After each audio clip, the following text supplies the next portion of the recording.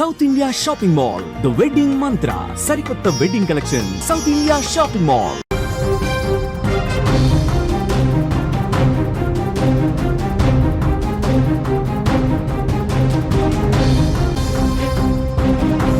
Breaking news చూస్తున్నాం. RCB విజయోత్సవ సంబరాల్లో పెను విషాదం చోటు చేసుకుంది. చిన్నస్వామి స్టేడియంలో తొక్కిసలాట జరిగింది. మృతుల సంఖ్య పెరుగుతోంది. ప్రస్తుతానికి 7 చనిపోయినట్లుగా అధికారికంగా సమాచారం వస్తోంది. 13 మంది వరకు చనిపోయినట్టుగా ఇన్ఫర్మేషన్ వస్తోంది. భారీగా క్షతగాత్రులు ఉన్నారు. పలువురు పరిస్థితి వారిలో కూడా విషమంగా ఉన్నట్టుగా సమాచారం వస్తోంది. పాసులు లేని వాళ్ళు కూడా రావడంతో విపరీతంగా క్రౌడ్ ఒక్కసారిగా పెరిగిపోవడంతో పోలీసులు లాఠీ చార్జ్ చేశారు. ఈ లాఠీ చార్జ్లో పూర్తిగా అభిమానులు తోసుకుంటూ ఒకళ్ళ మీద ఒకళ్ళు పడిపోవడంతో ఊపిరాడక సొమ్మసిల్లి కింద పడిపోయారు. ఊపిరాడక చనిపోయారు. 13 మంది వరకు చనిపోయినట్టుగా సమాచారం వస్తోంది. అఫీషియల్గా అనౌన్స్ చేశారు 7 అభిమానులు చనిపోయినట్టుగా. కానీ ఇంకా ఆసుపత్రిలో చికిత్స పొందుతున్నారు. మొత్తం 13 మంది వరకు చనిపోయినట్టుగా అనధికారిక సమాచారం. ఆర్సీబీ విజయోత్సవ సంబరాల్లో పాలు పంచుకుందామని చెప్పి వచ్చినటువంటి అభిమానులు పూర్తిగా తమ ప్రాణాలు కోల్పోయినటువంటి పరిస్థితి మనం విజువల్స్లో చూస్తున్నాం. ఆ సొమ్మసిల్లి ఎవరైతే పడిపోయారో అభిమానులు, ఊపిరాడక ఎవరైతే తొక్కిసలాట్లో నలిగి పడిపోయారో వాళ్ళని హుటాహుటిన ఆసుపత్రికి తీసుకెళ్తున్నటువంటి పరిస్థితి కనిపిస్తుంది. స్పాట్లోనే 9 చనిపోయారు. వెంటనే అంబులెన్స్లకు ఫోన్ చేసి అంబులెన్స్లో స్థానికంగా ఉన్నటువంటి ఆసుపత్రులకు తరలిస్తుంటే మార్గ మధ్యలోనే కొంతమంది చనిపోయినట్టుగా తెలుస్తుంది. ఇప్పటి వరకు ఆర్సీబీ ఫ్యాన్స్ అక్కడ ఎవరైతే తమ అభిమాన టీంని చూడటానికి వచ్చారో 18 ఏళ్ల తర్వాత మా టీం కప్పు కొట్టింది, మా అభిమాన ఆటగాళ్లను ప్రత్యక్షంగా చూద్దామని చెప్పి చిన్నస్వామి స్టేడియం దగ్గరకు వచ్చినటువంటి అభిమానుల్లో ఒక విషాద వాతావరణం అక్కడ నెలకొంది. ఆర్సీబీ టీంను ప్రత్యక్షంగా చూడటానికి వచ్చినటువంటి అభిమానులు పూర్తిగా విషాదభరితంగా మిగిలిపోయే పరిస్థితి ఉంటుందని ఎవరు ఊహించలేదు. మనం విజువల్స్లో చూడొచ్చు. ఆర్సీబీ టీం చిన్నస్వామి స్టేడియానికి వస్తున్నటువంటి పరిస్థితి ఉన్న కారణంగా ఈ విజయోత్సవ ర్యాలీ సందర్భంగా అక్కడ స్టేడియంలో విజయోత్సవ సత్కార కార్యక్రమం ఏదైతే ఏర్పాటు చేశారో దాన్ని ప్రత్యక్షంగా చూద్దామని చెప్పి వేలాదిగా తరలి వచ్చారు. ఈరోజు మధ్యాహ్నం నుంచే వేలాదిగా అభిమానులు ఒక బెంగళూరు నుంచే కాదు చుట్టుపక్కల ప్రాంతాల నుంచి ఒక్కసారిగా రావడంతో, రోడ్ల మీదకి రావడంతో క్రౌడ్ ఒక్కసారిగా పెరిగిపోవడంతో పోలీసులు వాళ్ళని కంట్రోల్ చేయలేనటువంటి పరిస్థితి ఏర్పడింది. విజువల్స్లో మనం చూస్తున్నాం. గేట్ల దగ్గర చిన్నస్వామి స్టేడియం 18, 19, 20 గేట్ల దగ్గర ఒక్కసారిగా ఓపెన్ చేశారు. అభిమానులు వేల సంఖ్యలో ఉన్నప్పటికీ కూడా ఆ గేట్లు ఓపెన్ చేసే సమయంలో పూర్తిగా అక్కడ ఉన్నటువంటి పోలీసు సిబ్బంది కావచ్చు, అక్కడ ఆ స్టేడియానికి సంబంధించిన సిబ్బంది క్రౌడ్ని అంచనా వేయలేకపోయారు. వేలాదిగా గేట్ల దగ్గర తోసుకుంటూ ముందుకి కదలటంతో పోలీసులు కూడా ఇక క్రౌడ్ని కంట్రోల్ చేయలేని పరిస్థితిలో పాసులు లేని వాళ్ళు కూడా స్టేడియం లోపలికి చొచ్చుకుపోయే ప్రయత్నం చేశారు. సో అలాంటి వాళ్ళని కంట్రోల్ చేసే సమయంలో లాఠీచార్జ్ చేయాల్సినటువంటి పరిస్థితి వచ్చింది. ఒక్కసారిగా లాఠీచార్జ్ చేస్తున్నట్టుగా అభిమానులు ఒకళ్ళ మీద ఒకళ్ళు తోసుకుంటూ వెనక్కి పరిగెత్తడంతో ఒకళ్ళ మీద ఒకళ్ళు పడిపోయారు. చాలామంది ఫ్యాన్స్, అభిమానులు నలిగిపోయినట్టుగా తెలుస్తోంది ఆ క్రౌడ్లోనే. సో ఎవరైతే సొమ్మసిల్లి పడిపోయారో వాళ్ళని వెంటనే ఆసుపత్రులకు తీసుకెళ్లే క్రమంలో అప్పటికే అసలు వాళ్ళు ఏమీ కదలలేని పరిస్థితి ఉంది. 7 స్పాట్లోనే చనిపోయారు. కొంతమంది ఆసుపత్రుల్లో ప్రస్తుతం చికిత్స పొందుతున్నారు. విజువల్స్ చిన్నస్వామి స్టేడియం దగ్గర మనం చూస్తూ ఉన్నాం. ఈ ఆర్సీబీ విజయోత్సవ సంబరాల్లో జరిగినటువంటి ఈ విషాదానికి సంబంధించి రాజకీయ రంగు పులుముకున్న పరిస్థితి కూడా కనిపిస్తుంది. ఇప్పటికే విమర్శలు ప్రారంభమయ్యాయి. కాంగ్రెస్ ప్రభుత్వం మీద విమర్శలు స్టార్ట్ అయిపోయాయి. కనీసం క్రౌడ్ను కూడా కంట్రోల్ చేయలేరా? అదనంగా భద్రతా బలగాలను తీసుకొచ్చి అదనంగా పోలీసుల్ని మోహరించి ఈ క్రౌడ్ని కంట్రోల్ చేయలేరా? ఎందుకింత నిర్లక్ష్యం? అభిమానులు చంపేస్తారా? బెంగళూరు ప్రజల్ని చంపేస్తారా? మీరు ఇదేనా మీ ప్రభుత్వం ఏం చేస్తోంది? గాడిదలు కాస్తుందని చెప్పి రాజకీయంగా విమర్శలు కూడా టర్న్ అయిపోయినటువంటి పరిస్థితి. ప్రస్తుతం అక్కడ పరిస్థితిని పూర్తిగా సమీక్షిస్తూ ఉన్నారు స్థానికంగా అధికారులు, నాయకులందరూ కూడా చిన్నస్వామి స్టేడియం దగ్గరికి వెళ్ళి పరిస్థితిని పరిశీలిస్తున్నారు. అసలు లాఠీచార్జ్ జరగడానికి కారణం ఏంటి? అభిమానులు వేలాదిగా గేట్ల దగ్గర తోసుకోవడానికి కారణం ఏంటి? ఎందుకు క్రౌడ్ కంట్రోల్ చేయలేకపోయారు? వీటన్నిటి మీద సమీక్ష కొనసాగుతుంది. డీజీపీ, స్థానికంగా ఉన్నటువంటి పోలీసు అధికారులు అందరూ కూడా చిన్నస్వామి స్టేడియానికి బయలుదేరి పరిస్థితిని సమీక్షిస్తున్నట్టుగా సమాచారం వస్తుంది. విజువల్స్లో మీరు చూడొచ్చు. సొమ్మసిల్లి పడిపోయినటువంటి అభిమానుల్ని వెంటనే ఆసుపత్రులకు తరలిస్తున్నటువంటి దృశ్యాలు మనం చూస్తున్నాం. గేట్ల దగ్గర ఇంకా అభిమానులు ఏ విధంగా పడిగాపులు పడుతున్నారో స్క్రీన్లో చాలా స్పష్టంగా చూడొచ్చు. ఎప్పుడైతే బెంగళూరు ఆర్సీబీ టీం వచ్చిందో అప్పటి నుంచి కూడా ఎక్కడెక్కడో ఉన్నటువంటి ఆర్సీబీ ఫ్యాన్స్ అందరూ కూడా బెంగళూరుకు రావటం మొదలుపెట్టారు. బెంగళూరులో ఉన్నటువంటి క్రౌడ్నే కంట్రోల్ చేయలేని పరిస్థితి ఉంటే ఇక బయట ప్రాంతాల నుంచి కూడా ఆర్సీబీ ఫ్యాన్స్ ఒక్కసారిగా బెంగళూరుకి తరలి రావడంతో రోడ్లన్నీ కూడా జామ్ అయిపోయినటువంటి పరిస్థితి ఉంది. ఒకసారి ఆర్సీబీ టీం ఎప్పుడైతే బెంగళూరుకు చేరుకున్నారో అక్కడి నుంచి ఏం జరిగిందో పిన్ టు పిన్ ఒకసారి నేను ఎక్స్ప్లెయిన్ చేసే ప్రయత్నం చేస్తా. ఆర్సీబీ టీం ఎప్పుడైతే బెంగళూరు ఎయిర్పోర్టుకు చేరుకున్నారో అప్పుడు ఉప ముఖ్యమంత్రి డీకే శివకుమార్ పుష్పగుచ్చాలతో వాళ్ళకి ఘన స్వాగతం పలికారు. అక్కడి నుంచి ఒక ర్యాలీగా విక్టరీ పరేడ్గా విధాన సౌధకు వెళదాం అనుకున్నారు. కానీ పోలీసులు పరిస్థితిని ముందుగానే కొంత అంచనా వేసి క్రౌడ్ని మనం కంట్రోల్ చేయలేం, మీరు ఓపెన్ టాపిక్కి అభివాదం చేస్తే కనుక అది మరింత ప్రమాదానికి కారణమవుతుందని చెప్పి హెచ్చరించడంతో విక్టరీ పరేడ్ జరగకుండానే డైరెక్ట్ బస్సు లోపల నుంచే చేతులతో అభివాదం చేశారు ప్లేయర్స్. డైరెక్ట్గా విధాన సౌధకి వెళ్ళి ముఖ్యమంత్రిని కలిశారు. ఎప్పుడైతే చిన్నస్వామి స్టేడియంలో సాయంత్రం కార్యక్రమం ఉంటుందని చెప్పి టికెట్లు ఇచ్చారో, పాస్ ఇచ్చారో, అందరూ కూడా అభిమానులు ఇటు నుంచి చిన్నస్వామి స్టేడియానికి బయలుదేరారు. గేట్ల దగ్గర ఉన్నటువంటి పరిస్థితి చూడొచ్చు. విపరీతంగా వేలాదిగా అభిమానులు ఒక్కసారిగా తోసుకుంటూ ముందుకు రావడంతో గేట్లు ఓపెన్ చేయడంతో ఒకళ్ళ మీద ఒకళ్ళు పడిపోయి కింద పడిపోయినటువంటి అభిమానులు కూడా కింద పడిపోయినటువంటి ప్రేక్షకుల్లో తొక్కుకుంటూ కొంతమంది వెళ్ళారు. ఈ ఇసుకేస్తే రాలనంతగా గేట్ల దగ్గర జనం గుమికూటంతో మీరు విజువల్స్లో కూడా చూస్తే అర్థమైపోతుంది అభిమానులు ఏ విధంగా తోసుకుంటున్నారు, ఒకళ్ళ మీద ఒకళ్ళు పడుతున్నారు. ఒకతను సొమ్మసిల్లి పడిపోయితే అతని మీద కూడా ఎక్కి ఏ విధంగా వెళ్తున్నాడో చూస్తున్నారు. గేట్ల దగ్గర పరిస్థితి మనం చూస్తున్నాం. పూర్తిగా గేట్లను తోసుకుంటూ ముందుకు కదులుతున్నటువంటి పరిస్థితి ఉంది. సొమ్మసిల్లి పడిపోయిన అభిమానుల్ని ఏ విధంగా ఆసుపత్రికి తరలిస్తున్నారో విజువల్స్లో మనం చాలా స్పష్టంగా చూడొచ్చు.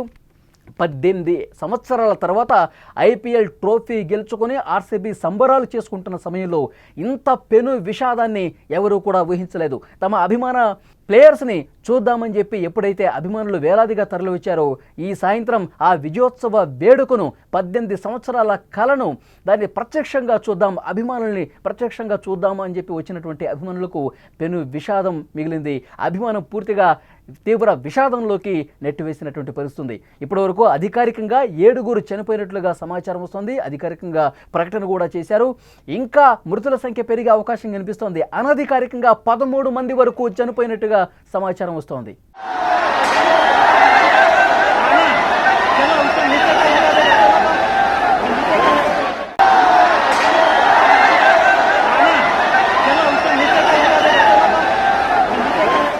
ఆర్సీబీ విజయం ఇంతటి పెను విషాదాన్ని తీసుకొస్తుందని ఎవరూ ఎక్స్పెక్ట్ చేయలేదు. అభిమానులు ఎంతో ఆశతో చిన్నస్వామి స్టేడియానికి తరలివచ్చారు. పెద్ద సంఖ్యలో వేలాదిగా అభిమానులు తరలివచ్చారు. ఈ సాయంత్రం చిన్నస్వామి స్టేడియంలో విజయోత్సవ కార్యక్రమం ఏర్పాటు చేశారు. ఆర్సీబీ ఆటగాళ్లకు సన్మాన కార్యక్రమం ఏర్పాటు చేశారు. దాన్ని లైవ్లో చూద్దామని చెప్పి పాసులు కొంతమంది కొనుక్కున్నారు. అయితే అందరికీ వేలాదిగా వచ్చినటువంటి అభిమానులందరికీ పాసులు ఇవ్వలేని పరిస్థితుంది, టికెట్లు ఇవ్వలేని పరిస్థితుంది. టికెట్లు లేకపోయినా సరే ఈ విజయోత్సవాన్ని ప్రత్యక్షంగా చూద్దామని చెప్పి గేట్లను లోపలికి తోసుకుంటూ పోయే ప్రయత్నం చేశారు. టికెట్లు లేకపోయినా, పాసులు లేకపోయినా కొంతమంది అభిమానులు లోపలికి వెళ్ళే ప్రయత్నం చేశారు. గేట్లను తోసుకుంటూ ముందుకు కదిలినటువంటి పరిస్థితుంది. మరొక వైపు కొన్ని గేట్ల నుంచి ఆటగాళ్లు లోపలికి వెళ్తున్నారు, ఆటగాళ్లు ఆ గేట్లో నుంచి లోపలికి వెళ్తున్నారని చెప్పి సమాచారం ఇవ్వడంతో మిగతా గేట్ల దగ్గర ఉన్నటువంటి అభిమానులు ఒక్కసారిగా తోసుకుంటూ వేరే గేట్లకు పరిగెత్తుతున్నటువంటి క్రమంలో పాసులు లేని వాళ్ళు కూడా లోపలికి వెళ్లే ప్రయత్నం చేయడంతో పోలీసులు లాఠీ చార్జ్ చేయాల్సినటువంటి పరిస్థితి వచ్చింది. ఈ లాఠీ చార్జ్ కారణంగా అక్కడ అభిమానులందరూ కూడా తొక్కిసలాటలో తమ ప్రాణాలు కోల్పోయినటువంటి పరిస్థితి ఉంది. మొత్తం అనధికారికంగా ఇంకా అనౌన్స్ చేయలేదు. 13 మంది వరకు చనిపోయినట్టుగా తెలుస్తోంది. ఇంకా 20 మందికి పైగా అభిమానులు ఆసుపత్రుల్లో చికిత్స పొందుతున్నారు. భారీగా క్షతగాత్రులు ఉన్నటువంటి పరిస్థితి ఉంది. అక్కడ క్రౌడ్ను ఒక్కసారి మీరు విజువల్స్లో చూస్తున్నారు. గేట్ల దగ్గర ఏ విధంగా గుమిగూడి ఉన్నారు. పాసులు లేని వాళ్ళు కూడా ఏ విధంగా అక్కడ పెద్ద సంఖ్యలో గుమిగూడు చూస్తున్నారో మనం చాలా స్పష్టంగా చూడొచ్చు. 13 మంది చనిపోయారు. ఇంకా క్షతగాత్రులు విపరీతంగా ఉండటంతో మృతుల సంఖ్య ఏమైనా పెరిగే అవకాశం ఉందా అని చెప్పి చాలా అనుమానాలు కనిపిస్తున్నాయి. ఎందుకంటే ట్రీట్మెంట్ జరుగుతోంది. ఊపిరాడక ఆ ఇసుకేస్తే రాలనంత జనంలోనే వాళ్ళు కింద పడిపోయారు. ఊపిరాడక సొమ్మసిల్లి పడిపోయారు. హుటాహుటిన ఆసుపత్రికి తరలించారు. సో ఆన్ ద స్పాట్ 13 మంది వరకు చనిపోయారంటే పరిస్థితి ఎంత భీతావహంగా ఉందో అర్థం చేసుకోవచ్చు. సొమ్మసిల్లి పడిపోయినటువంటి ఫ్యాన్స్ని, అభిమానుల్ని ఆసుపత్రులకి తరలి తీసుకెళ్తున్నటువంటి సిచ్యువేషన్ చాలా స్పష్టంగా విజువల్స్లో మనకు కనిపిస్తోంది. ఆర్సీబీ 18 సంవత్సరాల తర్వాత ఐపీఎల్ ట్రోఫీ గెలుచుకున్నటువంటి పరిస్థితుంది. సంబరాలు చేసుకుందాం అనుకున్నారు అభిమానులు.